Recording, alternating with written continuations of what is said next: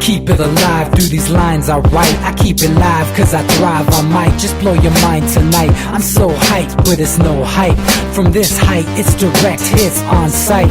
I'm your type, lend me your ears to show you that there's something in me. I'm not giving up, I'm standing right here, holding these days hostage. And I'll make this my year. We turning fear into love, and the love's in the air. I love doing this cause nothing compares. Nothing can share that same type of feeling when you feeling them flares. They can't catch it, it's havoc. I rip to a tear, switch the scenario. My stereos, I leave them impaired. Variables start to change and they're all in my range. I just gotta grab it, it's all mathematics. Every step is drastic, I make it fantastic. I'm trying to take your breath away. Asthmatic. This is live through the stereo. Go and let it blow, blow through the stereo. I'ma let them know through the stereo. Yo, here we go through the stereo, stereo. This is live through the stereo. Go and let it blow, blow through the stereo. I'ma let them know through the stereo. Yo, here we go through the stereo, stereo. Yeah, just nod your head with it, so explicit and vivid. Every image is intricate, intimate. I put my all into it, no scrimmage and no rules. I'm a pro tool, hear my heartbeat, beat into the vocals. I'm so loco, lost my mind, oh no. It's ponderoso, dope, so no overdose, cause it's dope, yo. Man, this is house grown, mixed with some milestones. So I let the style flow down like the Dow Jones, bringing it with some foul tones, letting the crowd know we getting loud, so it's eardrum rudiments. Yeah, we bring it rude again. Move, little hooligan. Music for tuning in, full time to the 10. I'm on my clock like I told you. I'm doing this for dreams we pursuing.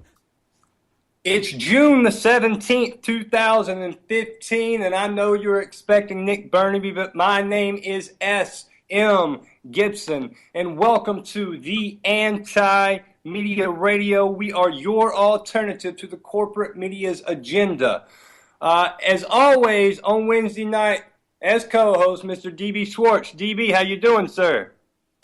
I'm a little thrown off that Captain Kirk Nick is taking the night off. Well, Spock's in charge tonight, so that's all right. That's all right. And Mr. Jake Anderson, how you doing, sir? I'm good, buddy. I think Nick moved to China, man. He couldn't take it anymore. I don't blame him. And we also have a special guest here in the studio with us, one of our great callers that calls in almost every night. Chase, how you doing, sir? Doing good, man. Fantastic. I tell you what, before we hit on any of the topics tonight, I'm going to do like I do on my show and give everybody the main statistic for the week. We've had 523 American citizens that have been killed by police officers this year in 2015. That's 523 Americans dead in the streets. We've also had 56 police officers that have died in the line of duty. But the important thing about that fact is only 14 of those have been by gunshots. That they also include getting in car wrecks, they include heart attacks. So the number's a bit skewed. Really only 14 have been killed in the line of duty, but 56 have died in the line of duty. In the very gun law happy city of Chicago, we've had 1,135 people be shot this year alone and 197 homicides. And as most everybody knows at this point, Saudi Arabia, our wonderful, great, fantastic ally, has beheaded 100 people. DB, what's your thoughts on all that? Well, Saudi Arabia is totally understandable. I mean, it's Wahhabism. It's basically what a lot of people that study Islam say it's connected to a satanic kind of branch of Islam. So make of that what you will. As far as the cops go, I just threw you a statistic, SM, that they're killing people 30 times higher than the average American, despite our whole gun violence issue.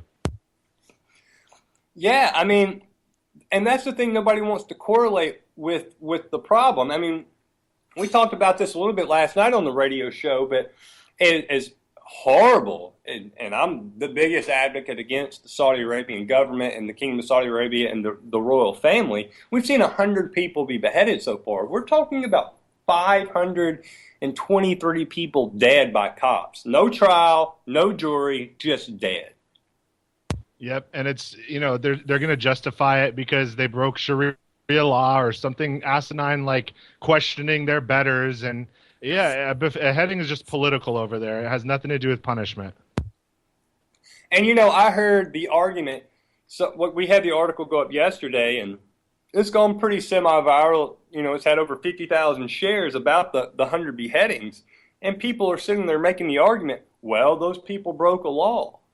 Those people broke a law, so maybe they had it coming to them. And people are so ingrained with this worship of the state, even when they look at it in regards of a Muslim state that they supposedly hate, and it is Wahhabism, like you said, and that really has nothing to do with Islamic culture. They still defend it because our government defends it. And it's just sick to me how they'll fall in line. But if it was Iran, DB, what would our country be saying if that was Iran? They'd be going crazy. Yeah, full-on invasion because of the human rights violations. Yeah, absolutely. Jake, what's your thoughts on this?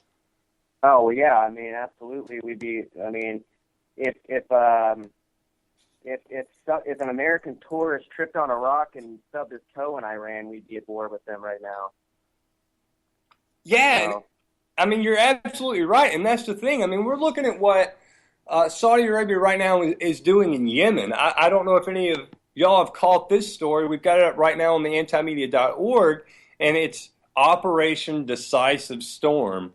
And there have been over 1,000 civilians killed in Yemen right now, around 1,300, because of Saudi Arabia. And nobody's acting like that's anything. DB, what's your thoughts? Well, it's the Houthi. I believe it's the Houthi youth movement, and these guys are dropping in droves, but they're being resupplied by Iran. This is a proxy war between Sunni and Shia, between cultures, between Arab and Persian. And if Saudi Arabia doesn't have us to back them up, they're going to get steamrolled. So are we going to put a line in the sand for oil and gas to start World War III? That's the question the average American needs to ask themselves. I think. is that, Yeah, go ahead, Jake. oh, I was just going to ask, is that's directly related, of course, to fears over the drop of the petrodollar, right? Yeah, I mean, I think that completely ties into all of this. And, that even to me, that ties in. And I was discussing this with somebody earlier today about, and I don't know if y'all are as aware of this as here living in the South, where you have a ton of people that are huge Reagan fans. But they talk about, Gaddafi and Reagan, and they talk about how, Gaddafi in the 80s, he reared his head and he was going to do this and he was going to do that. And they talk about, well, Reagan put him in his place. And they overlook that Obama basically killed him. It's like you hate Obama here in the South with your conservative viewpoint, but you're proud of Reagan for putting him in his place. Well, Obama killed him. And what was it all over? Just what you said, Jake, the petrodollar. That's what it all went back to. Gaddafi was getting away from that, and he was going to put it in the dinar, and it was going to go back to gold. Right. Yep. So The thing is that the Bretton Woods agreement, if we can call it that, which it really was just we have the A-bomb and you don't, that stuff's ending because the military parity is very close. Yeah, we can destroy the world over. China can too. Russia definitely can, and probably Iran can if they have the bomb as well. So what are we doing here but saber-rattling and having proxy wars and spreading misery? well, that's all that we're doing. I mean, it's everything is political to such a level, and this is something that we all are completely aware of. It's not like this is some new grand revelation to any of us. It's all about finances, it's all about corporations, and it's all about politics.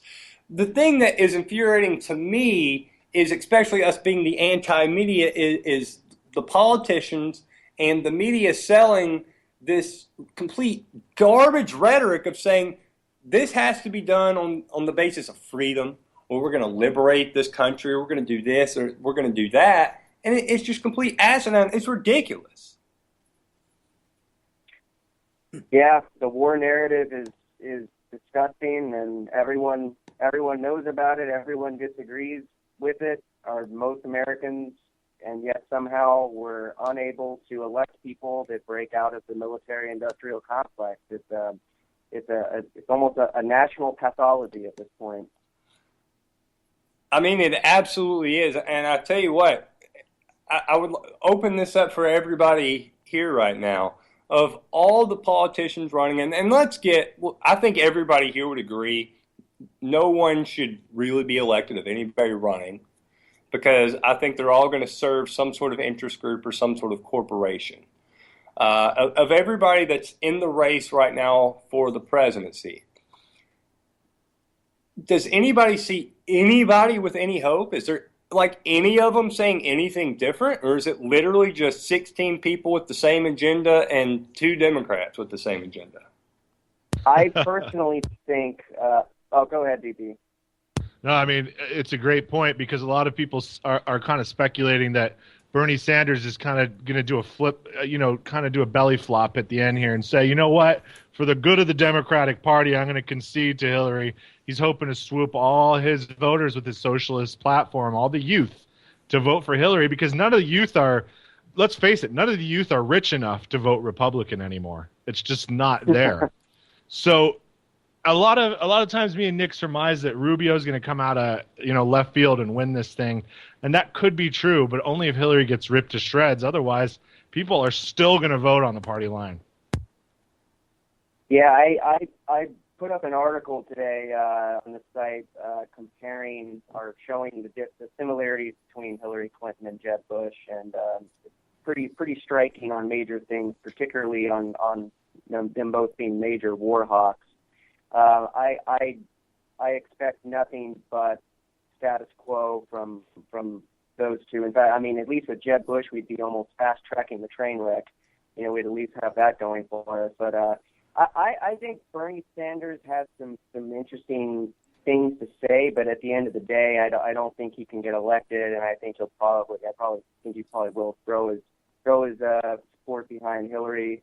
And, we'll just have her kind of reappropriate that Democratic Socialist vote and claim to do a bunch of things to pull in progressives and then lie about it once she gets in office, same as Obama did.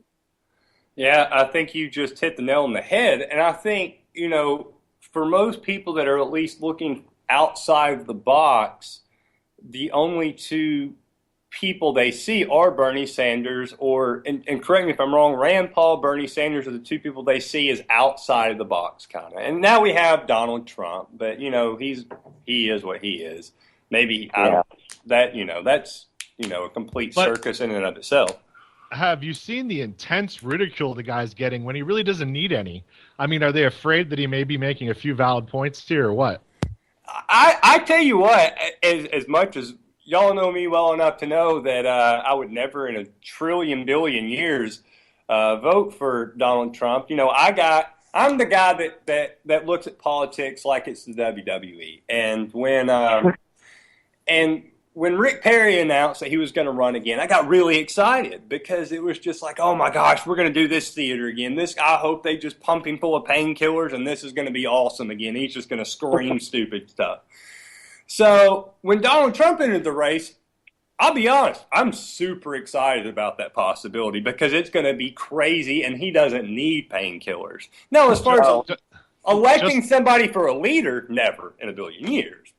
And it's so awesome watching him get ripped up, like when at the White House Correspondents' Dinner, when Obama kind of, had a few zingers on him, and he just sits there with his pouty face and his ridiculous, clownish little hair. I mean, it's just wonderful watching him get ripped up. That's the only reason it's worth him being in the race. Otherwise, it's just a reminder of the sickening oligarchy that we're a part of. But listen to this one quote he makes.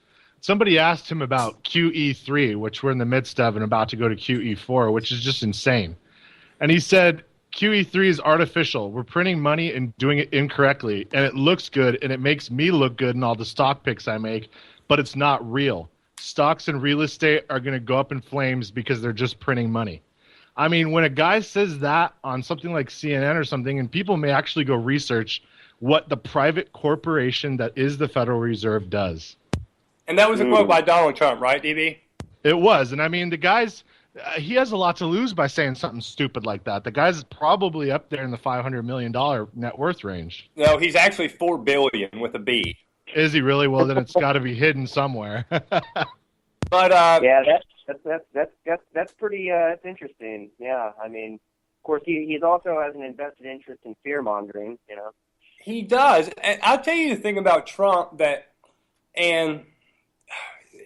there's so many. This is such a complicated, multi-layered review of him that you could shred me for what I'm about to say, and I accept that. But on an economic standpoint, and on an economic standpoint alone, I could actually see Trump not being a bad president. Now, that being said, he said some of the craziest stuff I've ever heard in my entire life about Mexico building this wall and yada, yada, yada. I mean, crazy stuff that just he has no business even getting close to the White House.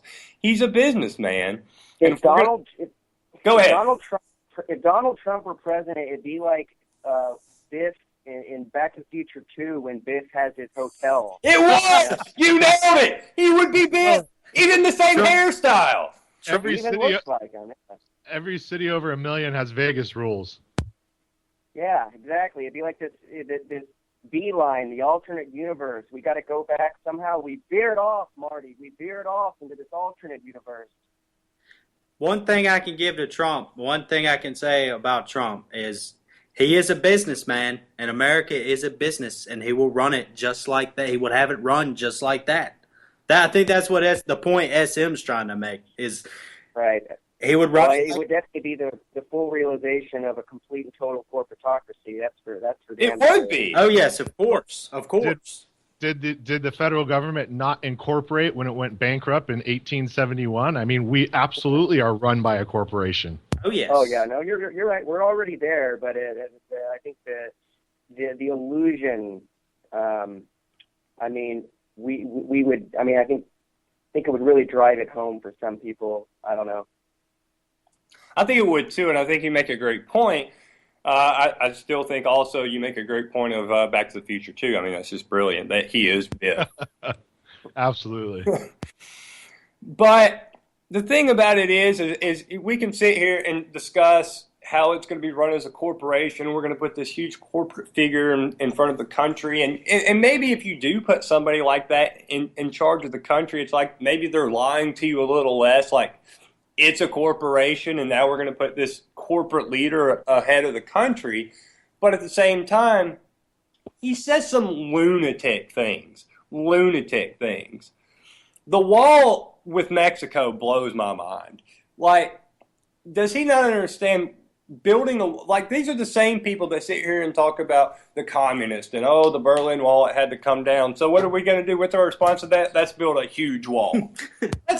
Who from down there would willingly do that though? They're like, wait a minute, how are we going to get over now? Oh, nobody's going to do it on any side. There's a part of the population of the United States that I think would support that, and maybe they'd go down there and throw some bricks down for it. But at the end of the day, that wall is going to do as much to keep us trapped in here as it is going to be to keep them trapped down there. Exactly. Maybe they want that compartmentalization. It makes it a little easier to control. I will say when it comes down to the whole wall, I mean, it's all, in my opinion, it's all BS. I was just actually reading last night, America's infrastructure has like a D rating. By 2020, we have to invest like $3 trillion into our infrastructure to make it sustainable. Because if we don't, it's pretty much going to fall apart by 2020. Has that not fallen apart yet, DB? Oh, it is. Well, up here we had a bridge fall into the river and a bunch of people ate it. So, yeah, they had to redo every bridge. They're rebuilding everything. It's constant construction up here in Minnesota. But, yeah, back when I was over there, I mean, it looked pristine. I'm sure in places in the Rust Belt it's awful. Yeah, I mean, me and my wife were driving through the country the other day, and we went across the bridge, and it was just, I mean, she got so scared she got out of the car. Like, it was that bad. That it was just this fickle kind of put together piece of Lego something. I mean, it was terrifying looking. It's so unfortunate that our infrastructure is crumbling. You know, we all the money we waste on war and whatnot, and we don't even have decent roads and bridges. You know. So if we account for the 2.3 trillion missing right before 9/11 and the $700 billion bailout, there's our $3 trillion. Oh, that never happened, DB. You know that's conspiracy. There were planes, even though scientifically it can't be proven. That money was spent on the alien base on the moon. I'm pretty sure. Oh man, if y'all didn't catch the show last night, that we definitely had a caller go there with that last night. Woo! I thought the Van Allen belt kind of screwed that up. Wow, I'll tell you what, man, I would so much rather listen to the Beatles and the Van Halen belt. But I tell you what, while we're on, okay, I don't know if y'all are aware. And Jake, when I was in San Diego last, we definitely had discussions about this, away from the microphone. And certain things Rand Paul has done good, and certain things we both agree that Rand Paul has done bad. Right. Tomorrow, he's coming out with a plan that says 14.5% flat tax for all Americans, and he's going to do away with the entire IRS code and basically disband the IRS. What are y'all thoughts on that? Sweet. I hear do away with the IRS, and I'm just like, that's the greatest thing I've ever heard. Well, maybe that, but flat tax is no good. That's still, you're still talking major inequality. If while we're going to be taxing, no, I agree with you. I'm with you against the tax. I completely am. But you can't say inequality on the basis of it's flat for everybody. And I do understand. Yeah. I get what you're saying, but it's still the same percentage for everybody. So it is everybody treated equally. Right, but there's an inherent inequality that has already predicated that tax, which is that the money is being consolidated into the hands of the wealthy. So, and I also believe in social welfare. If we're going to have a government, I think we got to have. If we're going to have this corrupt system, I think the very rich have to be paying more. That said, I mean, yeah, let's tear it all down. Let's tear the whole damn thing down. But while it's still here, flat tax is just benefiting the rich. I could see that. I completely understand your point, and I do completely understand that I read a stat today, I think by 2019 or 2020, that over half of the world's money is going to be controlled by all the millionaires, basically, that we have now, and it's going to be such a small percentage. And we're definitely on the path to that. Mm-hmm. And it's saying, basically that the elite is going to control everything. But for me, to get the money out of the hands of the elite, you either have to go completely rogue and have a complete revolution, or you're going to have to go through the hands of the government. And that's what terrifies me. I don't trust the government to do anything. So how do you transfer that wealth? Yeah, I mean, it's choose your poison. My poison would be get the money out of the rich's hands and force them to divest it into social infrastructure. But of course, this is all predicated on us eliminating war and all that stuff. So I mean, it's a pipe dream. Anyway, we're looking at it. Go ahead. Jake, you made a great point, man. Like eliminating war, and then I know the elite are so scared. How are we going to keep everybody under control and keep them from lynching us and all that? And the truth is, why don't you just become money fairies? Just spread it all out. Well, we have money fairies. I think we are all aware of that.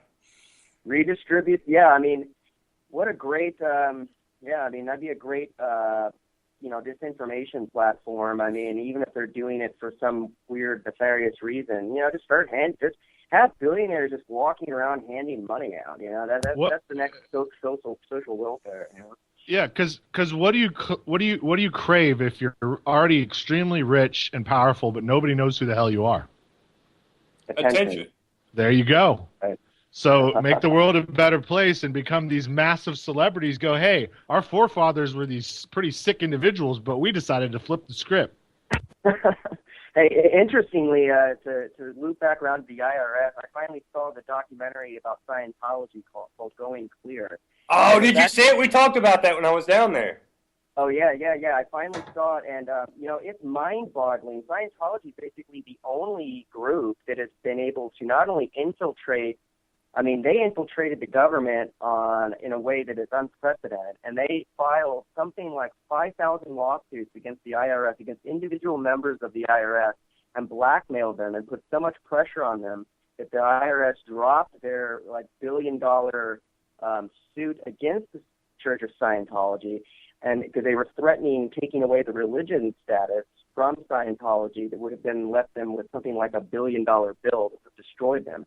So the the Church of Scientology, for what it's worth, they're, whatever. I'm not going to cast aspersions here for no reason. I don't like them, but they are the one group that straight up went to war with the IRS and won. Oh, they won big time. Yeah. Well, it's one superior private corporation defeating another private corporation. Yeah, it's called Operation Snow White, I think is what was the name of the operation. They have actually infiltrated the CIA and the government and the FBI and stole documents and blackmailed the IRS. Yeah, corporate wars. Okay, speaking of corporate wars, I kind of want to bring this up. I kind of misstated myself earlier, and I want to correct myself about Gaddafi. He was actually going to go to the euro with his gold. It was Hussein that was going to go to dinar and the gold or whatever. But how NATO looks at us basically we're the front men for NATO. And we're expected to go ahead and take these wars over to the next level. It's like we talked about earlier with Saudi Arabia and Yemen. Does anybody really believe that we're not involved in that war at all? It's Saudi-led, is what they're saying with the coalition, and it's 10 nations and yada yada yada. But who really in their right mind doesn't believe that we don't have our hands in that war? It was caught on video with American mercenaries over in Ukraine fighting that war with Russia. So who doesn't think that we're not involved with somebody that we say is a huge ally of ours? And we're in the midst of, during Obama's tenure, of selling them something like $30 billion in arms, man. That's a lot of weaponry for a country of that size with that kind of military. And they're still kind of losing because they can't fight a guerrilla warfare, and Iran's, backing up the Houthi youth. But, who knows if they pull out the F-15s and 16s and risk them, they could do some destruction. And, man, it's just going to hit civilians. It's going to get ugly. Well, it's already happened. There's been 1,300 civilians killed in Yemen already. And I think we heard about it a little more when Israel was bombing the Gaza Strip and killing just civilians, just ridiculously killing civilians. And I think because of the nations involved in that, because it was Israel and everybody kind of has their ear to the ground when it comes to Israel, you even though the corporate media portrayed it as Israel's right, Israel's right, Israel's right, and we all still from the other side kept our ear to the ground on what was going on in Gaza and heard about these atrocities. But with Yemen, what connection do we have really at all to that? And maybe we're not paying attention to that enough, because there are human beings dying over there for absolutely no reason.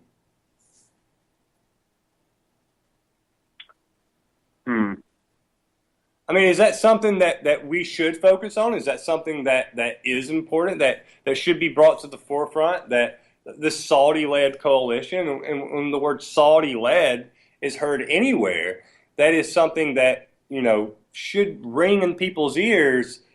The Bushes are hanging out with the Saudis for decades. The Clintons are taking money from the Saudis for decades. That's us. That's us backing something. Yeah, it's a very problematic geopolitical connection, and I don't think most of us. I don't think the vast majority of people fully understand how entrenched it is and how much it has shaped, the geopolitical landscape. And what kind of spillover now? I mean, God, Yemen is a horrible place because the people really don't have anywhere to go. They're in really poor construction, and when any kind of bombs land, I mean, I've been watching some videos where, something that would level a building over here because of code will knock out like 20 around it, and people inside are just crushed. And that's where you're getting these huge tolls. And that's why I'm saying if they bring out the big guns, meaning their advanced air warfare stuff, and start just dropping smart bombs because we're giving them to them, it's just going to be a nightmare. Yeah, I think you make a great point, DB, but at the same time, like, I think at least when it happened in Gaza, at least the activists, like, they raised their hands up and said, why is this happening? Why is this going on? But, I don't think the activists are as quick to jump on board of Yemen, not because they're against Yemen, but because it's more pushed to the background and pushed to the side because it's not Israel, and everybody's already got, their hand raised to look at Israel and say, you're up to something. And people just ignore everything Saudi Arabia does.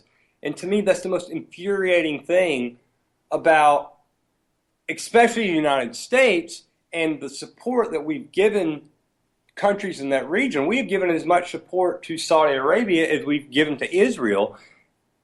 And, okay, we talked about this last night, and we discussed in the article that's on theantimedia.org right now, is that the United States talks about how they want to liberate countries, and they want countries to be free, and this is what we're about, and this is what we're going to do. Well, that's a complete lie, because they support Saudi Arabia, and yet they've been ranked by human rights, all the people that rank all that, the Human Rights Watch, I know for sure, and I think there's another one too, that rank Saudi Arabia as a nation with zero freedoms. They rank them as their bottom. There's only 10 countries in the world that they rank. North Korea is one of them. And they say no freedoms. So we support them, and we attack their enemies. Ironically, we're the same country that put in the Shah in Iran in the 50s. And then when they rebelled against the tyrants we put in front of them, then we had a problem with them. So when America says, or the United States says, that we're going to give you freedom, what we really mean is we want to install a dictatorship to control what you do. And when we get that dictatorship, we're never going to have a problem with you again. We don't care if you behead people right and left. We don't care who you bomb. We don't care what you do, as long as we control the special interest in your country. Right, and in reality, the images and us seeing the Western world, particularly Americans, seeing these beheadings, or at least hearing the news of them, further just cements this idea of a brutal Islamic world that is out to get us. That's a danger, and it kind of just cements this kind of ongoing perpetual war with Islam, unfortunately. You know what is just insane, man, is, you have a lot of these politicians that put these words, liberation and freedom, they put it in front of the American people and say, we're going to make all these countries free. And, you have the majority of Americans like, yeah, freedom, liberty. But at the end of the day, the majority of Americans, they don't give a shit if these countries are free. That's the last thing on their mind. They go on with their life and do whatever, dude. They could care less, man. And you got all, they're over there bombing these people's countries, man, and destroying these people's homes, man. And the average American, they don't care. It doesn't matter if these countries are free to them or not. But I think you're right on some level, and I think you're wrong on some level. And the reason I think you're wrong is a psychological level, because I think that there are these people that see what the United States does, and they live through it vitriolically on some level. It's like, anybody that's ever met me knows that I'm a huge Alabama football fan. Right. And at certain points of the year, you get wrapped up in that thing. And I think there's people that live through that ideal 365 days a year through their country and their flag, and they think that this can do no wrong. Right. Okay, this flag can do no wrong. So when they hear that we're going over there to liberate somebody, there's a part of them that says, Okay, I'm satisfied because we're accomplishing our mission. This is what we're about. We're about freedom. We're Right, about right, freedom. We're right, about right. liberating people. That's what they believe. And Liberating, yeah, go ahead. liberating them. I was just going to say, you made a great point, because we really do liberate them from their natural resources. Well, I think that's the point of the night, EB, and that's what we're doing. But at the same time, we have supported so many tyrants, dictators, and we're seeing it right now. Like, this isn't. And here's the thing I think about what we all do is we sit here and we try to relate history to the present, and we try to give people information, and there's people that want to reject that. Okay, and when you talk about things that happened 20 years ago or 30 years ago, you're always going to have that person say, but that was a long time ago. That don't have nothing to do with me. I don't know. We're talking about Saudi Arabia in present time that are doing these things and committing these atrocities. The reason that country, to me, is geopolitically so valid in this argument is because we can pinpoint to it now, today. We're not talking about Iran in the 1950s and the Shah. That's happening now and we're supporting it. Nothing has changed. And yet people don't want to wake up to the reality that we're about co-sponsoring dictators for our own financial gain and corporations, and people have no interest in freedom or liberation. It's about money. And I would just add a quote that's very famous. He who controls the present controls the past. He who controls the past controls the future. And that's never been more real than right now, because if we look 70 years back at the most important event that ever happened and the most people that ever died from a war, then you know why the world's reality is the way it is, and you have to understand that most of the stuff we've been taught is pretty much bogus. Yeah. Yeah, go ahead, Jake. No, I agree with that, and it's kind of a mind screw to start thinking about the history of the 20th century as just this kind of constructed narrative. Obviously, some of what we've learned, basic facts may be true, but they've been woven, winner writes history, and it's just kind of weird to, try and look out from inside, the matrix, the narrative that we're given, and try and piece together what could actually be true. It's, if you try and if you try and do it dispassionately sometimes, it's hard because it's just so frustrating, but it's actually intellectually stimulating, I would say. So I guess I just really like EB's quote there. And it's insulting on a level if you're any kind of an intellectual, because at some point they got to level with people, or else just get rid of everyone that knows something's up. And maybe that's Right. maybe that's the option they're going to try to take. But 10, 20 million people go missing or something like that in America. It's not going to just be something they can let go over.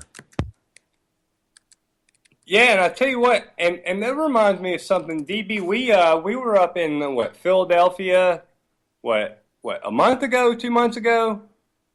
Yeah, it was a couple months ago now.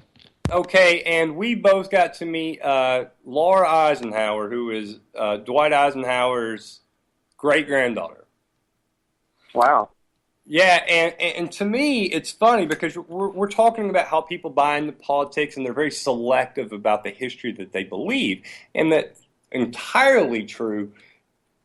But the selectivity is so insane. Is we have Eisenhower, who was a Republican, who came into office and said, as somebody that's been to war and seen men die, I don't want to do that. And you know what? He pulled back from Korea and ended that. Didn't go to war, balanced the budget 3 times. And I'm not saying he was the greatest man ever. He wasn't. But to me, the most important thing the man ever did was when he was leaving office, he warned the nation. Yeah. And told everybody the military-industrial complex is coming. And this is a guy that was a general, was never elected to any other office in this country outside the President of the United States. This is somebody that looks at as some sort of, Republican hero, whatever. And he warned everybody. He said, this is happening, this is coming, be prepared. Within 5 years, We had seen the President of the United States had his head blown off in broad daylight, and we were so entrenched in Vietnam, we didn't know how to get ourselves out of it. Yeah, and you know, that's a good point. I'm actually been thinking about writing an article about like the, you know, presidential quotes that have, you know, that portray something going on that they couldn't otherwise have gotten away with saying. Of course, he said it straight out, but, you know, there's Kennedy's, you know, infamous speech where he talks about the secret societies and whatnot. And yeah, when presidents say creepy things, you got to listen, you know, and it means something. They're not saying it for no reason. Absolutely. Go ahead, DB. The only reason Eisenhower didn't suffer anything from that was he literally had the military-industrial complex at that time getting his back. I mean, he was the most celebrated general of all time. So nobody was going to touch the guy, and he could say what he pleased, and he was an insider's insider simply because he'd won World War II or been a big part of it. And I mean, if anything happened to him, can you imagine the amount of military men that would go after you? It was similar to Smedley Butler, kind of, though. Yeah, he was Smedley Butler on steroids. Right. So to an extent, it was almost kind of like a press release for here comes the military-industrial complex, because he knew no one was going to touch him, you know? And you're absolutely right. Bragging. Yeah, you're right, Jake. And here's the thing that's so scary is he was a Republican, and look at Republicans today. They're the most war-hungry, crazy lunatics on the planet. Because it's ideological. Much different party back then, you know. Much different because, you know, nowadays we have the entire civil rights movement of Republicans are racist and that and this. And, you know, Democrats want to save you from, you know, being, you know, people hating on you. But let me tell somebody from the South. In the South, it was the Republicans that stood up for the whole civil rights thing. I mean, they're completely different parties. Everything's changed. Those parties don't even exist anymore. Oh, yeah, they're pretty much the same party. George Wallace stood in the doorway of the University of Alabama as a Democrat. Don't forget that. We need to start the Afghan Whig Party. I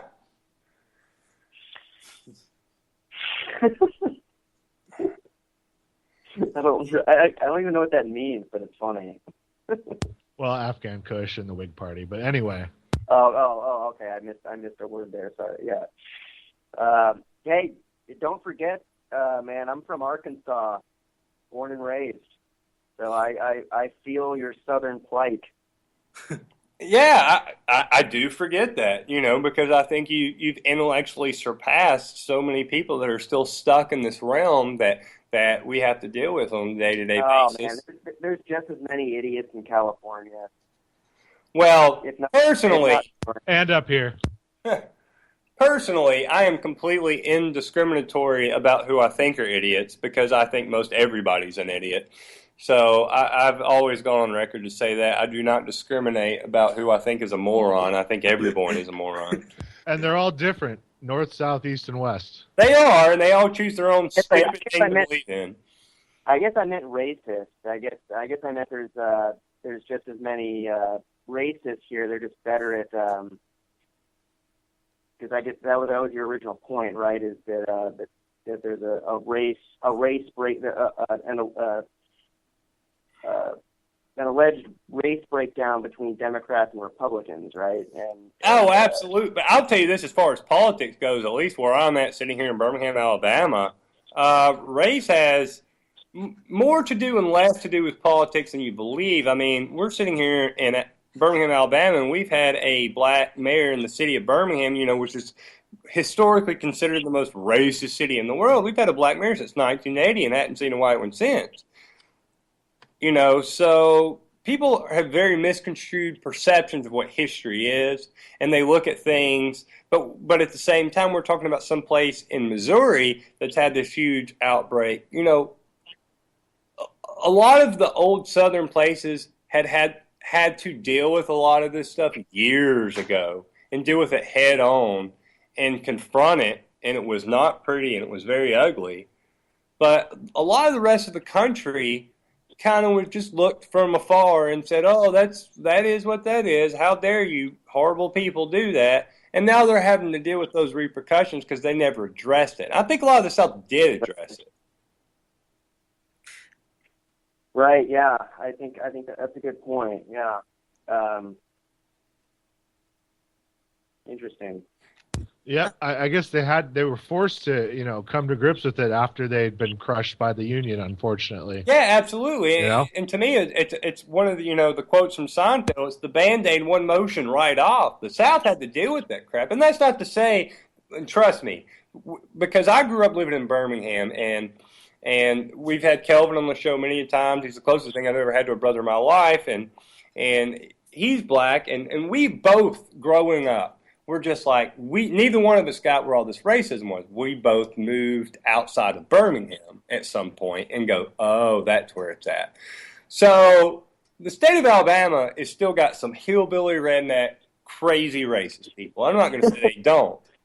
But when you live where it actually went down, people don't care. Yeah, it's actually really, I guess you can say, progressive in its thinking. It's not. People still have that idea that it's like that, but it's really not, man. I mean, it's cool. Nobody's messing with anybody, man. No, everybody's cool, man. Ain't nobody trying to mess with anybody. I mean, it's not a bad place, man. I mean, no, it's horrible. I'll tell you. I'll be the first person to tell you it's horrible, but it has nothing to do with race. Well, no, I get it, and it's the same with Little Rock, Arkansas. Like Little Rock is like a cool like it's a good cool city, and it gets a bad rap because people think of the Ozarks and the hillbillies and the rednecks and whatnot, and it gives Little Rock a bad name. And yeah, I'd actually like to visit Birmingham, but some of those southern cities are really great, thriving metropolitans where people are actively trying to deal with issues like class and race and stuff like that. Well, I think Birmingham. I don't want to get into this topic, but I think Birmingham is dealing with a class issue right now that has nothing to do with the black or white. I do think that the race issues here were confronted, and I think once you get outside of the city limits of Birmingham, that you do confront them again. But it's about people dealing with reality, and I think Birmingham in the 60s had to deal with reality because you had some horrible, evil people that are bombing churches, and you had cops that were shooting children in the back, and you had some horrendous things going on here, and it had to be confronted. You had to have the National Guard called in here. And when we're talking about somewhere in Missouri, you're talking about somewhere in the Northwest or whatever it is, it's like you people never had to experience this stuff, and you've kind of lived on this cloud over here, and you just think that's never going to happen to you, but it does. That's reality. These things are going to be confronted. And is it to Birmingham's benefit that they dealt with it early? I don't know, because it was so out in the open, and the wound was so deep because it was so terrible what happened here. DB, what are your thoughts? You're a historian, I know. Oh man, that we got to save that for another show almost. Yeah. I couldn't even do it justice, man. That's opening such a that's like a Hydra show. Yeah, it really is. But at the end of the day, I think that the one thing I can say about what's going on here, and I think you'll attest to this, Jake, being from Little Rock, is that people here recognize people as people. And that's something that I've always been big on, is, to be honest, when you hear a news story in the corporate media and they say a white cop killed a black kid or a black person killed a white person or whatever it is, that infuriates me. I don't care. I don't care that they had a different hue of skin color. A human killed a human. And people want to use those definitions as dividing lines to keep dividing us as a human race. And it infuriates me to no end, is why can't we address everybody as a human being? And we've seen it with the Rachel Dolezal case. Is we've all had it brought up. Is there's no biological difference in race? Well, you know what? I believe in that. There is no biological difference. We all have different cultures, and I understand that, and that is what that is. Absolutely. Yep. But hey, man, there's power and money to be held and maintained by dividing the people. And yeah, no, you're right. There is such a thing as a real thing called Southern hospitality in the South, and people treat, unless you give them a reason not to. Most places in the South, people are going to treat you like a person, no matter who you are, no matter what you look like, and it's a real thing. Yeah, I agree with you.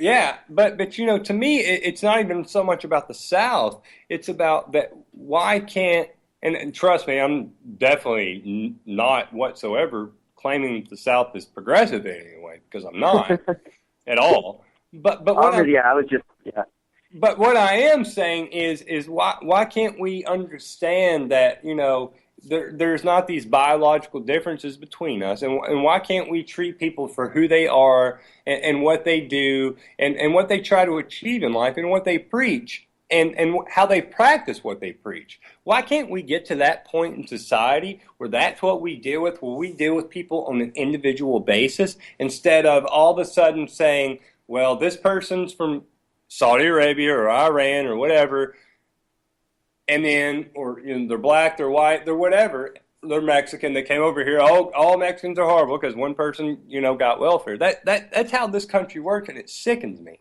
Because subcultures are so prevalent here, and like Europe's starting to get a taste of that at an uncontrolled pace with all their immigration just unchecked. Whereas we actually do truly have like a kind of a melting pot here, at least among a few things. I mean, generally speaking, by the time you have a child here, they're integrated into American society fully and basically don't even really self-realize that they're that culture anymore. So look at it either way you want. One way or another, people come together and live, and they just, you either have to get used to each other or there's just a constant strife. Yeah. I think that with what SM is saying is I think that culturally, like where we are now culturally, I think that we are headed, in my opinion, I think that we are headed into that direction. I think that we're in a better place now than where we were 20 years ago. And I think that we're in a better place now than where we were 40 years ago. Well, I think everybody would agree with that. I mean, even in the city that we're in, when it was just atrocities were prevalent, is that we were dealing with places in this very city that we're sitting in right now, is you're making people based on the hue of the color of their epidermis has to drink from two different water fountains. Yeah. That's insane. That's Satan himself. I agree, but I'd say in race relations and gay rights and possibly women's rights, we're better off than we were 20 years ago. But I'd say in a lot of other issues, we're probably way worse off. I don't know. I think intellectually we're way worse off than we were 20 years ago. And the reason I believe that is because I think celebrity culture has predominantly crept into such a level. And I think it's always been here. And I think I would be a complete moron to say that, that's something new. It's not anything new. It's been going on forever. And everything's been a big distraction forever. But the E! Channel has very high ratings for a reason. TMZ has higher ratings than MSNBC for a reason. And I'm not telling people to go watch MSNBC, but I think everybody gets my point. Well, people know who. People can tell you who. It's kind of strange because I see I see a lot of videos like on the internet where you have people go around and they ask like basic questions like the founding of our country and state capitals. There's not a lot of people these days, I guess you can say in the younger generations, who can tell you basic information about America, but they can tell you so much more stuff that's going on in our pop culture. Mark Dice has made a career out of it. Yeah, it's a dismal state, and it's really truly terrifying, especially with kind of the technocracy we're delving into, where kids are they're mediating their whole experience with the world through a smartphone, and it's really terrifying to think of an entire generation now going through puberty through a smartphone, and all the information they're getting from that. You're right. People don't know their roots. They don't know the history of the country. I mean, even the false history of the country that they would learn in their history books. There's got to be some kind of doubling down on education at the local level. But, I guess parents have to own that at some point.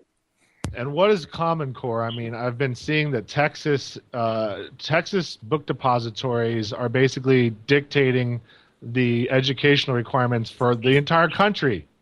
Do we really want Texas to be the place where we source our material from?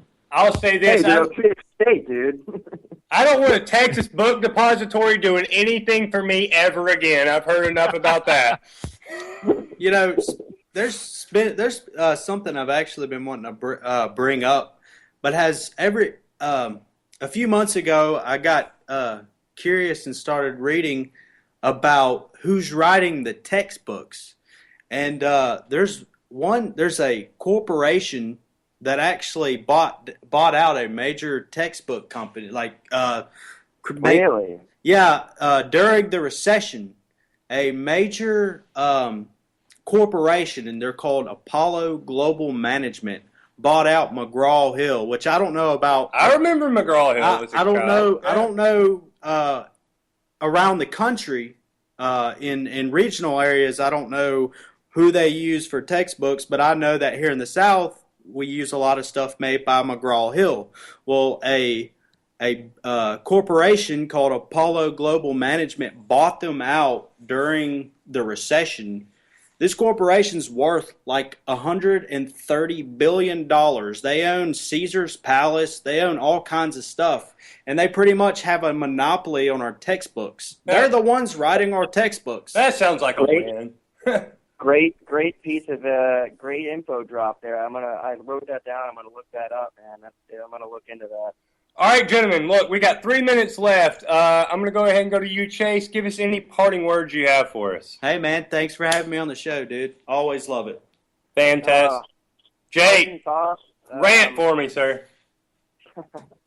Well, I guess since I did this whole thing comparing Hillary Clinton to Jeb Bush, I guess I would say I'm going to take a lot of heat from it, from people, claiming that, she's so good on women's rights and whatnot. And I guess I would have to say that let's start taking a look at the real overarching issues that are really screwing us up right now. Things like TPP and bailing out the banks and things like that. And let's really kind of, like with a to-do list, you got to make a to-do list, and you got to get the first 2 done before you move on to the next. Let's start at the top, and let's figure out what's really screwing us up right now, and let's get these damn banks out of here, for God's sakes. Hey, man, and I think you make an incredible point. In saying, you know what, we don't need to get distracted by the news story next week. We need to focus on the problem and deal with it before we get distracted by something else next week. Also, I want to let you know about your story that you've got out right now on the antimedia.org. Everybody check that about Hillary and Jeb Bush. Yesterday, my article about Saudi Arabia, I was definitely threatened with being beheaded myself, so don't feel too bad about people hating me. DB, what you got on your mind? Everybody that has $1,500 saved up, I would do a put on gold. If it gets over $1,500 an ounce, you're probably going to at least triple or quadruple by the end of the year. Do it. Really? Our own Max Kaiser right here telling us where to invest. How should I buy it? Like, there's multiple ways to do it. Should I buy coins or what? Go to a shop, buy it in cash. I tell you what, we will see y'all tomorrow night on Anti-Media Radio. This is SM Gibson out. Thank you so much to everybody that joined us tonight.